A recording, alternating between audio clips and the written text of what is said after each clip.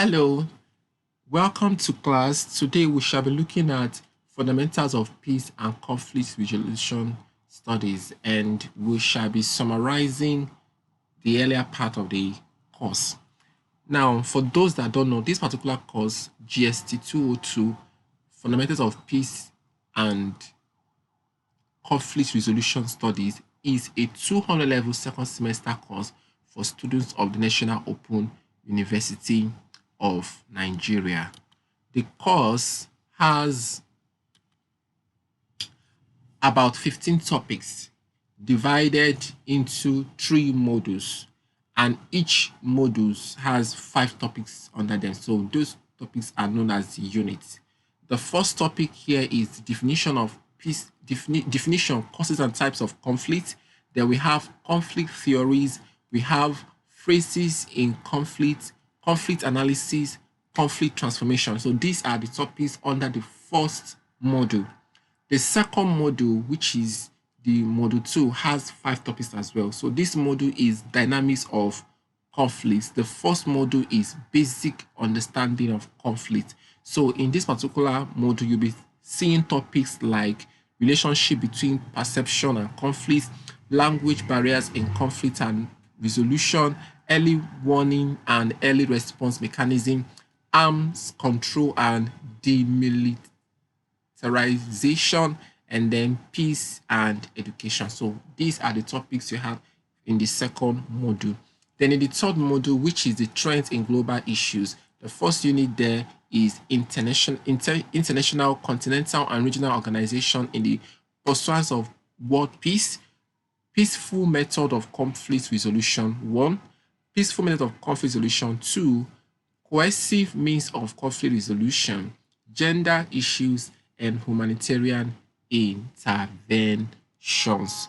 So these are what you are expected to cover, and you have 2 to 3 months to do that. All right. So if you look at your screen, you will see what is there, the material we're going to be using for this particular meeting. This material is a summary of the course material, a summary of the full course material.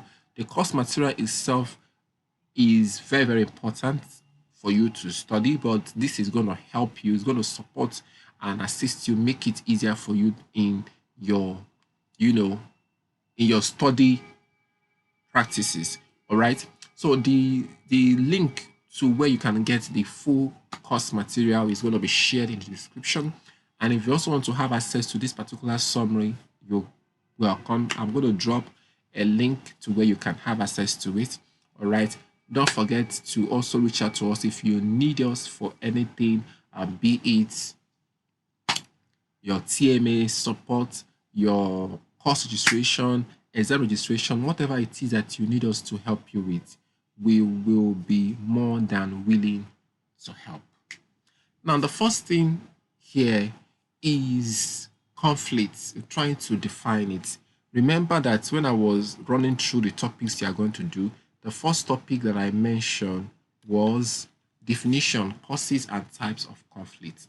All right. So if you are following, you can just give me a love image in the comment section. Let me know that you're here with us. All right. So the first topic is definition of causes and types of conflict. So you are going to be seeing a lot of meaning that different people and different bodies has given conflict. All right.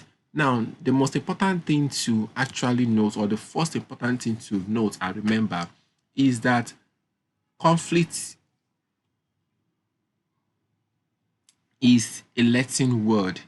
All right. It's a word that has Latin roots, it has Latin origin, and is as old as man. Now, normally, this is something that everybody can relate to. Okay, you can relate with it because right from the very beginning, if you're a Christian, or let me just put Christians, you will remember the story of how man was created and instruction was given to them, don't do this, and do that. I'm talking about man, I mean the man and the woman, and a serpent came in and deceived the woman, and she in turn also got the man to disobey the instruction of their God. And that brought about sufferings, pain, and many other things that we are all experiencing even till date. And that is to tell you that from that very beginning, immediately man was established.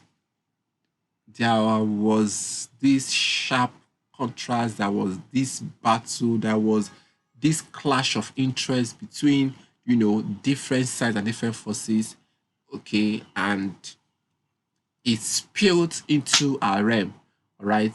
Let me just say, God that created man has an enemy, the devil, and their issue and you know divergent interest, you know, resulted to what we're having today. So it is safe to say that conflict has been existing way, way, way farther than we can imagine. It is not something that started today. All right. In your 100 level, there was a particular passage I remember very well that you read in your GST101. And the title of that passage was The Weapon of War, or is it The Act of War? Something like that. If you go through your material, you're going to see it. Now, in that particular passage, the writer was talking about how the primitive man, how the ancient man, how they fought battles with bones, with stick, and later on it talked about the modern era when there was war between two nations. I think it was, is it Germany or France? I can't remember, two big powerhouses, and they used sophisticated weapons for this particular battle, which killed many people. Now, in the initial battle between the olden days people, it was about some scores of people. That means some hundreds of people that were killed. But in this second war, millions were killed. Now, the writer was trying to say that over time, sophistication has come in and many things has changed, and we saw the contrast in the impact, that was had. But the truth of the matter, the main thing remains that what over time, men have always been fighting for supremacy, okay, over territories, over others, over resources. Do you understand? Minerals and the like. So people have always wanted to be in control. They have always wanted to dominate. And some other people have always been fighting not to be controlled, not to be dominated. And for this reason, there has always been conflict. So no matter the shade, no matter the color, no matter how it appears, no matter how it looks, do you understand? One thing is sure, there is always this sense of struggle between people. So when they tell you that conflict is as old as the existence of mankind, you should not doubt it. Now, United Nations is one of the bodies that actually defined conflict, and it's also one of the people that actually ensure that we have peace all over the world. So this United Nation is often abbreviated as UN. So if you see anywhere they ask you what is the full meaning of UN, you just tell them United Nations. The word conflict is derived from Latin word confligere. God help me if I did not pronounce this very well. I am not from Latin. I'm not a Latin. I don't speak Latin. I'm not from Spain. I'm not from Portugal or any country that speaks Latin. So forgive me if I murder that word, but that's the root word from which conflict, which is English. Conflict is English, we know, but it has its roots in Latin. That what they say is what is a Latin word. So the Latin word that actually gave it is foundation is confligere, or is it confligere? Well, whatever. Just know how to spell it. Okay, confligere. All right. Now, it means strike together. What it means is strike together. So strike. Strike actually means to hit, to hit, to hit. So in this case, you are hitting together. That means everybody is trying to get a piece of something. Everybody is trying to get a fair share of something. Do you understand? A fair share of um a particular thing. Let's just leave it that way. So once you want what I want what you want, there is a conflict. Or do you understand? Or it could be that we are going the same way, but your interest per time is kind of different from mine at that moment, then there is a conflict. All right. Now, conflict is normal, natural, and inevitable phenomenon in any interactive situation of human life. So, conflict is a normal, natural, and inevitable phenomenon in any interactive situation of human life. Conflict is byproduct of social change, and that leads to constructive transformation. Do you understand? Um, Conflict sometimes is often being frowned at, and that is why we have resolution provision, so that when there is a conflict, we can always find a way to bring peace. Okay, so yeah, there is this negative vibe that comes with conflict, or this negative attitude we have towards conflict. But when it is being managed properly, it can be a good thing, all right? So that is what they mean by constructive transformation. When it is being handled well, all right, it can lead to social change, it can bring about transformation. But that is when it is handled properly. If you don't handle it properly, it could degenerate to become something more chaotic. It could turn to war. It could turn to chaos. It could become some sort of battles that one cannot really be able to come out from. So we just have to watch it. All right. So when you see conflict, don't run, don't avoid it as well.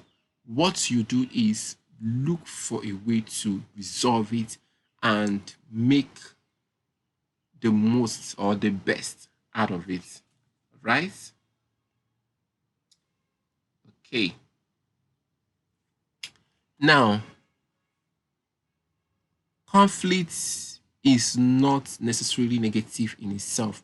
Yes. It's not necessarily negative. When we say it is not necessarily negative, what we are saying in essence is that conflict is something that can be good, right? It can be good.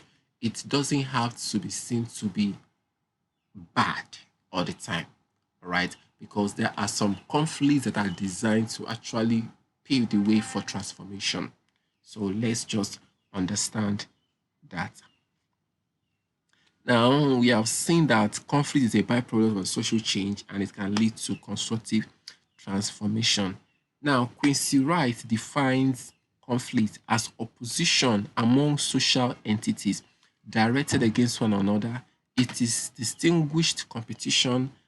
It distinguished competition and defined it as opposition among social entities independently striving for something of which the resources are inadequate to satisfy or so opposition among social entities directed against one another. So when we say opposition means they are not in agreement. So when you have social, definitely when you hear social has to do with human being, right? Human interaction. So when you have people or persons taking different stand and fighting to defend their stand, there is a conflict. That is according to Quincy Wright in 1990. All right. Now, what is that thing that could um, lead to them being in opposition and directing this against one another? Competition. Competition. Yes. And this competition arises when there are limited resources. Okay. I am teaching, I'm a tutor. If I have other people that are doing the same thing that I'm doing, and you know that we are definitely out to serve the same audience, is the same people that we are looking at reaching out to, is the same audience that I am trying to impress, that Mr. or Miss B is also trying to get across to. There is bound to be competition. Okay, when I say competition, I mean that when I say competition, I mean that we will have to struggle, we'll have to fight. Okay, because the resources are few. You know, the people out there are caught between going for him or going for me. So it means that if they come for me, they can't go for him. So the competition could be in a sense whereby we are doing things to make these audience of ours see us to be the better. So my team and I will be working so hard to discredit what the other person is doing. That person will be doing everything possible to reduce my worth, all right, so that they can have good share of the limited resources, which is in this case the audience. In some other cases, it could be about getting a space. And it means if one person gets that particular position, the other person goes with nothing. And we will need to eliminate each other. We need to do everything possible to see that we are the one in that position. I'll give you a very good example. If you have a tournament and you have 20 teams and in just one team, just as we are having at the moment, the FIFA Women's World Cup. Now, it is only one team that can win that trophy. So the team has to knock off every other team that is possibly going to stand on their way.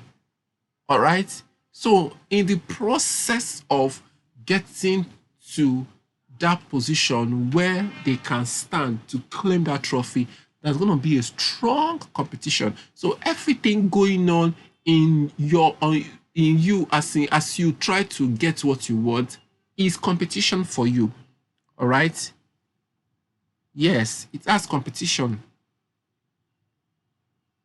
because you are striving. You are striving for something and everybody cannot have it. If everyone can get what they want, there'll be no competition, there'll be no opposition, there'll be no conflict. There is conflict because we have little to go around. So it is either you shift or you fight. And sometimes shifting is not always the option because if you are shifting, it's as good as dying. Yes, shifting sometimes could be as good as suicide. So if I know that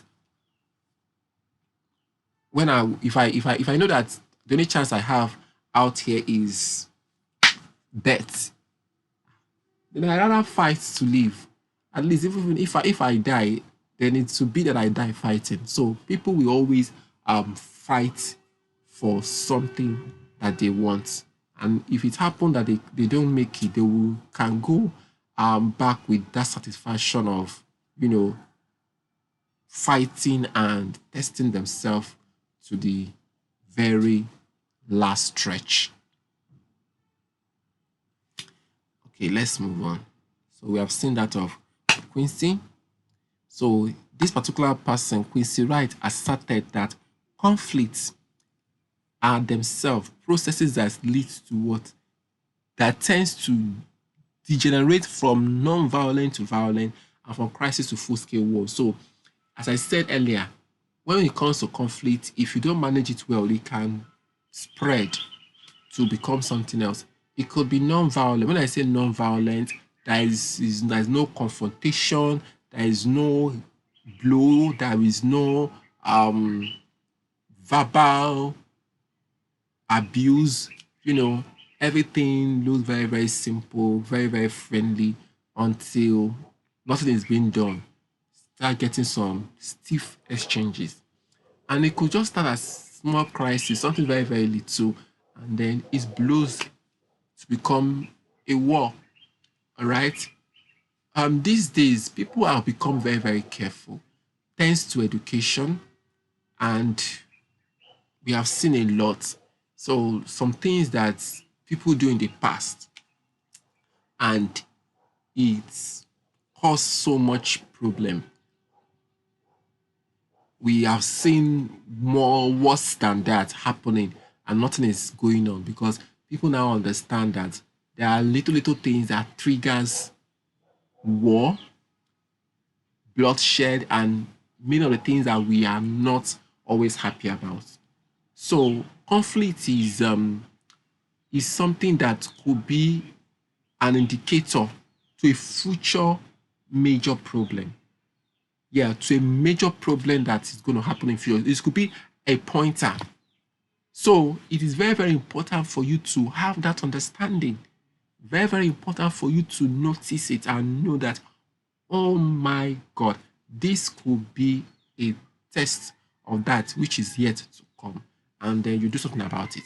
But if you don't, I want you to know that conflict has the tendency to start as non-violent and become violent. It could start as just a minor chaos, which could become something very, very serious down the line. That's Quincy Wright for you.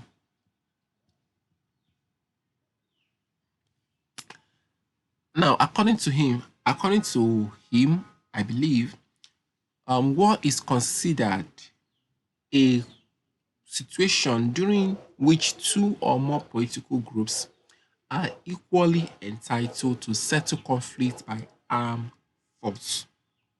So when you have two groups, maybe two countries or two society or two set of um, individuals having misunderstanding, and they said to themselves that the only way to settle this is by using arms. So when I say arms, I mean weapons. Then we have a war.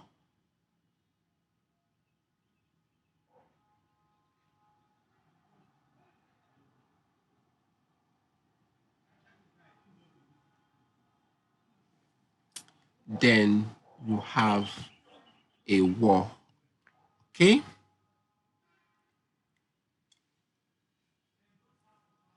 Now, Chris Berg in 1973 defines conflict as a situation between two or more parties who believe they have incompatible goals.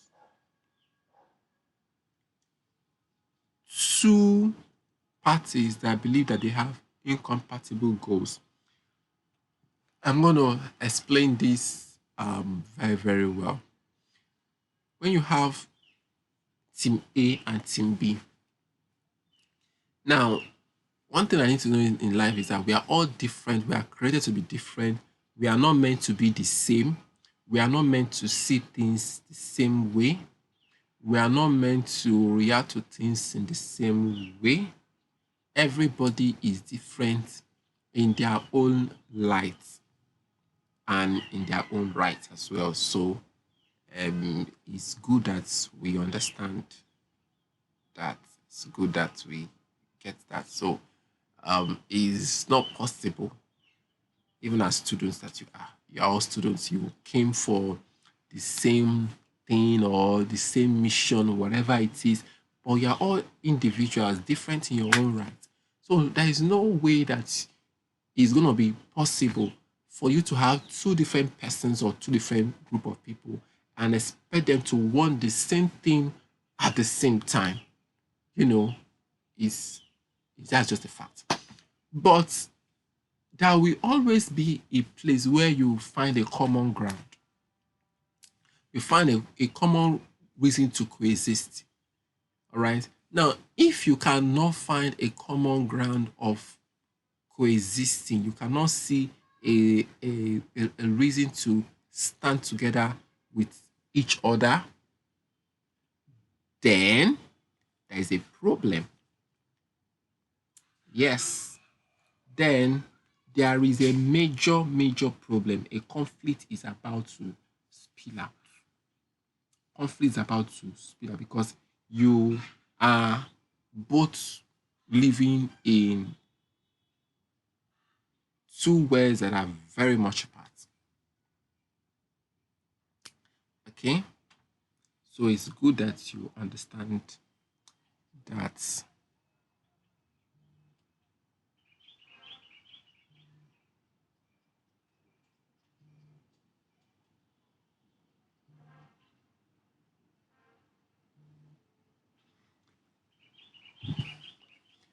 Definitions by Stegner sees conflict as a situation in which two or more human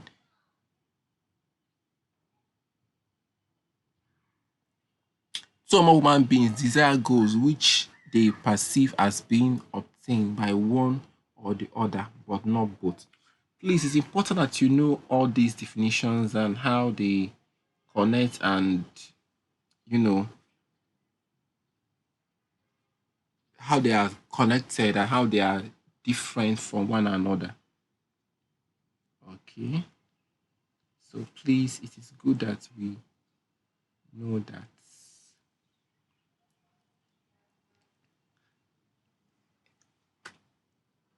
Now, this person is saying that human beings desire goals which they perceive as being obtainable by one or the other, but not both. So you have two things that cannot be achieved at the same time. I want this, you want that, and both of us cannot have the two. All right. So, in other words, we can say that there is a conflict. I don't know if you understand that. So, I want to drink coffee, you want to drink tea. Do you understand?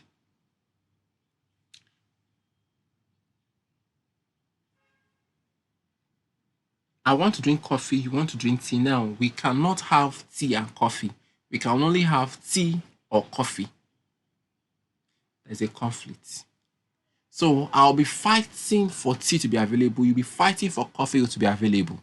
But if we can have both, and that's no problem. Why are we fighting? You take the one you want, I take the one I want. But because the provisions are not in abundance, so because of that, there's definitely going to be an issue. So that is what they're talking about. Then the next one is Ross. So he inferred that without conflict, we cannot have change. Yes, without conflict, we cannot have change. And you remember very well,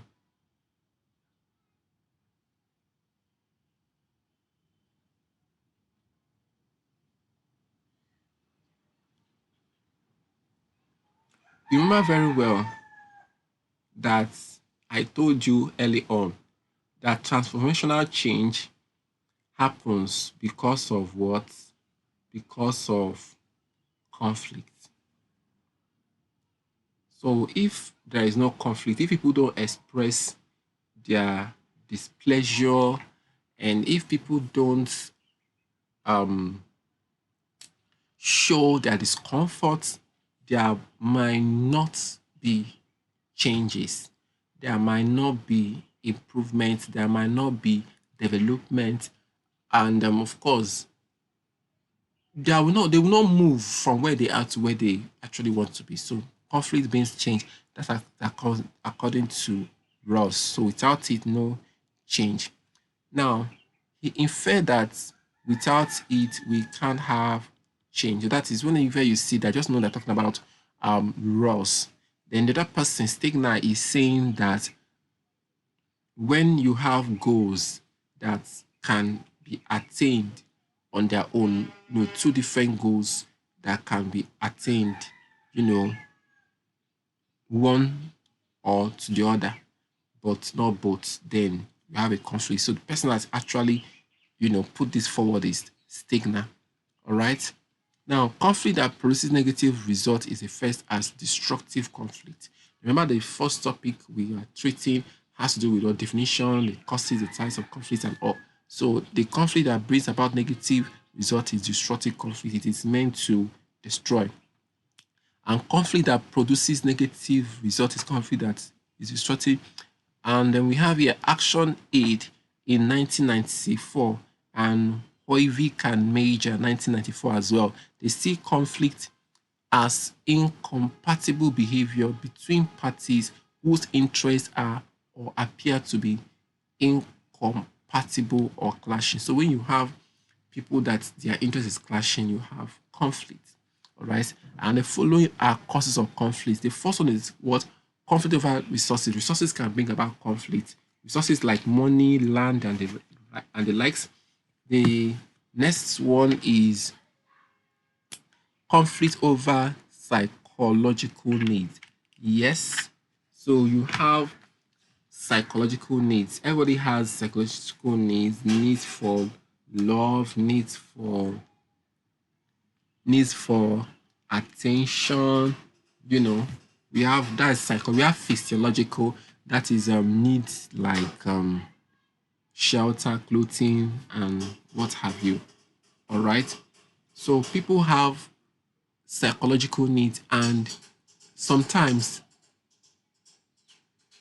there are other the, the places they want to get these needs from are often being contested with. For example, if you're expecting somebody to always be there with you, to talk to you, to be connected with you, on an emotional level, and then that same person has other people that are also making similar demand from him or her, the person may not be there to give you 100%. And because you so much want that need, you need so much want that person's attention and input in your life, you might see yourself fighting those other people that are also contesting for that same thing for that particular individual. So conflicts can come because of our need for psychological demands. All right. Then conflict over values. So there are people that cannot stand lying. Some people cannot stand stealing. Some people cannot stand nudity. All right.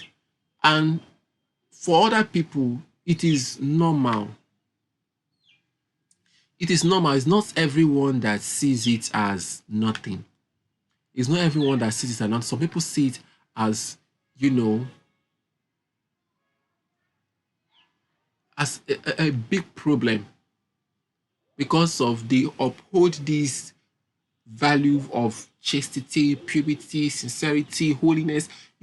Everybody have their core value. Some people, their own value is, integrity. Some it is love.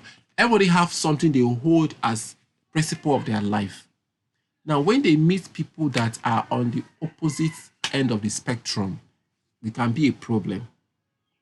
For instance, the way we dress, there are some people that will say, for me, I dress modestly, and modesty for me is off shoulder.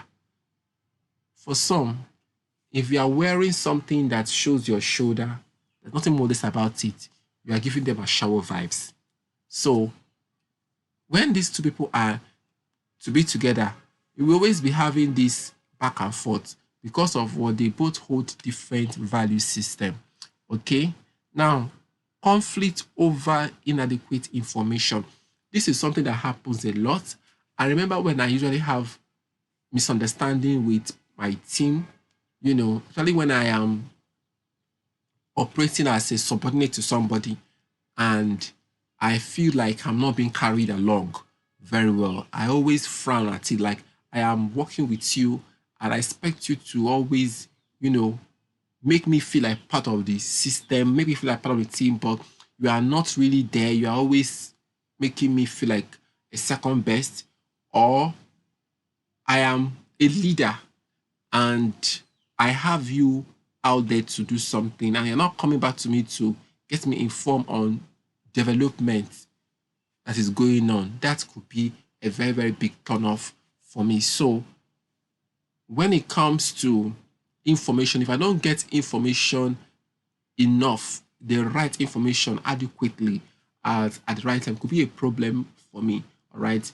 I could begin to challenge the source of that information for not delivering properly. And the same thing happens to some other people. All right. So adequate information is always needed. And when it's not coming, it could be a problem. So this is how much we are going to be taking for today.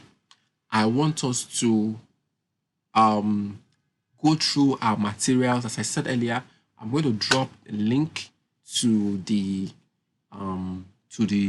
materials, and if you want to contact us, particularly through email or on WhatsApp, you're going to get a direct link that will take you to us. You can reach out to us, send us messages, okay? Especially when you have a need. You need us to support you in one way or the other.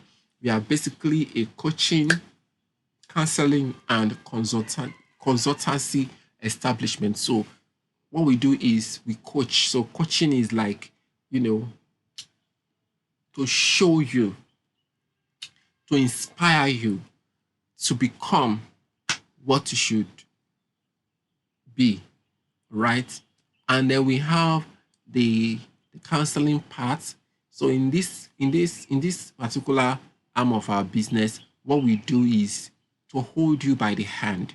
So if you are going through anything in your academic work as a student in Open University of Nigeria, and you need someone to guide you all through the way, all right, perhaps using their own experience, we got you covered.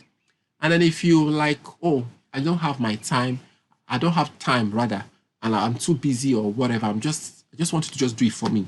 Okay, you want us to take up the responsibility and standing for you. That's where our consultancy comes in. All right, we are available. All right, so that is just it. Your TMA is coming out. Your facilitation is starting. Your exam clearance is already on.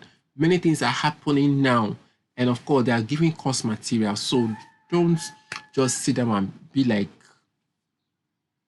there's still time. Immediately they release the result for last semester, it means that everybody should be up and running. Okay. So please, I beg us, if you have not paid your school fees, try to do that. If you register your courses, try to do. If you've not booked your for TMA and you know that you will need to book for it, do that now. Okay, we are always, always, always here to help. If you have questions, don't forget to ask. You can drop your question. If you have any question, maybe regarding to what we have done tonight, drop into the comment section. I will be looking at them and I will give you answers in no distant time. This has been the voice of the legit boss, MSC. Every other boss out there is nothing but just a counterfeit. God bless you and see you some other time. Bye.